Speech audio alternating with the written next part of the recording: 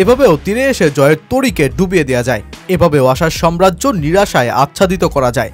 আসলে এসব যে বাংলাদেশের জন্য ভীষণ রকম সহজতর এক কাজই। ক্রিকেটের উন্নতিতে যে সরল রেখা টানতে হয়, সেই সরল রেখাকেই সাইন ওয়েভ বানিয়ে বসেছে বাংলাদেশ।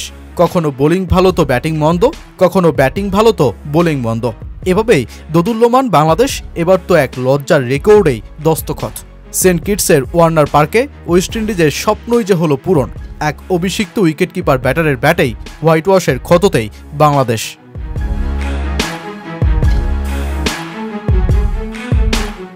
ওয়েস্ট ইন্ডিজের অধিনায়ক শাই হোপ প্রতিজ্ঞা করেই নেমেছিলেন তৃতীয় ম্যাচে বাংলাদেশকে হারিয়েই হোয়াইট ওয়াশের প্রতিশোধটা নেবেন তিনি। তবে ব্যাট হাতে বাংলাদেশের অ্যাটাকে তখন শাই হোপের স্বপ্নে বাড়তে থাকে আক্ষেপ। তানজিদ তামিম ও লিটন দাস আশাহত করেই দুজনেই ডাক মেরে ফিরলেও ওপেনার সৌম্যের নিজ স্বরূপে ফেরা। ৭৩ বলে ৭৩ রানের ইনিংস তার। মেহেদী হাসান মিরাজ দলকে বাঁচাতে দাঁড়িয়ে যান ব্যাট হাতে, যদিও ৭৭ রানে তাকে ফিরতে হয় রান আউটের হতাশা নিয়েই, কিন্তু তবুও ভেঙে পড়েনি বাংলাদেশ। সেই মাহমুদুল্লাহ ও জাকের আলী জুটি ততক্ষণে উইকেটে সেট। জাকের অপরাজিত থাকেন ৬২ রানের ইনিংসে আর মাহমুদুল্লাহ ৮৪। যেই ৮৪ রানের ইনিংসে রিয়াদের ব্যাটে ঝরে ৪ ছক্কা, যার মধ্য দিয়েই বাংলাদেশের ক্রিকেট ইতিহাসের ওয়ানডেতে সর্বোচ্চ ১০৭টি ছক্কায় দখলে নেন শীর্ষস্থান।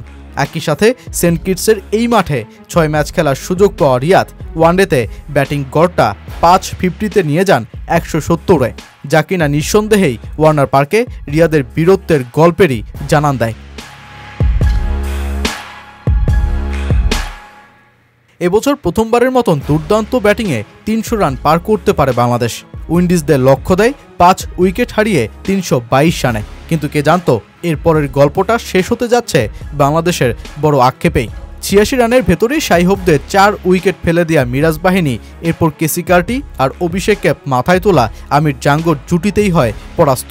কার্টি ৯৫ রানে ফিরলেও ঠিকই অভিষেক ম্যাচে ১০৪ রানের ইনিংস খেলে দলকে জিতিয়েই মাঠ ছাড়েন আমির জাঙ্গো।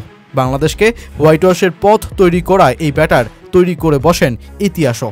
উইন্ডিজ ক্রিকেট ইতিহাসের দ্বিতীয় ব্যাটার হিসেবে অভিষেকেই ওয়ানডে সেঞ্চুরি পেলেন তিনি।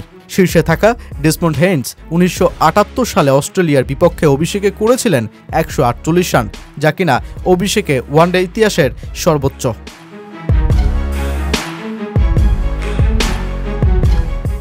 সবশেষ ৩ ওয়ানডে সিরিজে বাংলাদেশ ও ওয়েস্ট ইন্ডিজের ফলাফল একটা ভিন্ন রূপেই ধরা দিয়েছে। বাংলাদেশ টানা ২ সিরিজে ওয়েস্ট ইন্ডিজকে হোয়াইট ওয়াশের পর এবার ক্যারিবিয়ানরাও উল্টো ৩-০-তে সিরিজে হারালো বাংলাদেশকে। কথা দিয়ে শাই হোপ প্রতিশোধ নিতে সক্ষম হলেও এ যাত্রায় বোলিং ব্যর্থতায় মিরাজের দল সেই লজ্জা বাঁচাতে ব্যর্থ।